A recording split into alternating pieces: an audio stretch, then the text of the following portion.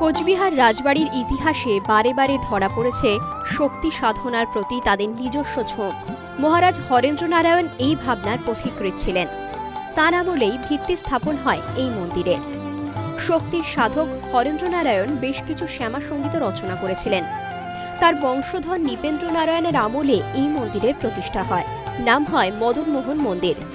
সেখানে মদনমোহনের বিগ্রহের পাশাপাশি চলতে থাকে মা তারা, দক্ষিণা কালী ও মা ভবানীর আরাধনাও।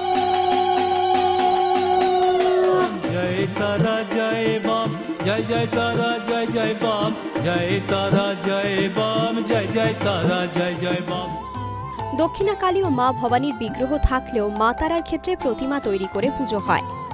কার্তিক অমাবস্যায় রাতভর চলে বাৎসরিক পূজা পাঠ। কালী পুজোয় বিশেষত এখানে অতি জাগ্রত মায়ের পাঠ, মা আনন্দময়ী দক্ষিণা কালী, সেখানে অস্বাভাবিক ভিড় হয়। এখানে যেটা আছে বিশেষ করে শম্ভ নিশুম্ভ, সেটা আলাদা তার থাকে, মুন্ড থাকে, যেটা অন্য কালী মূর্তিতে থাকে না সাধারণত। এই মন্দিরের মাহাত্ম্য বহু দূর বিস্তৃত। মদনমোহন মন্দিরে পুজো দিতে এসে দর্শনার্থীরা এই তিন মাতারও দর্শন করে যান। আসলে এই মন্দিরে এলে তাদের কাছে এক অন্য অনুভূতি হয়।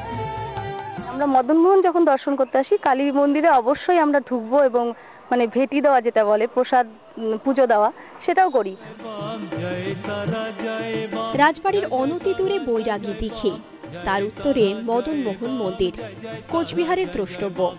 মহারাজার আমল থেকে বয়ে চলা ভক্তি স্রোত আজও অমলিন। কোচবিহার থেকে ক্যামেরায় হীরক রায়ের সঙ্গে শরদিন্দু ধরের রিপোর্ট, নিউজ টাইম।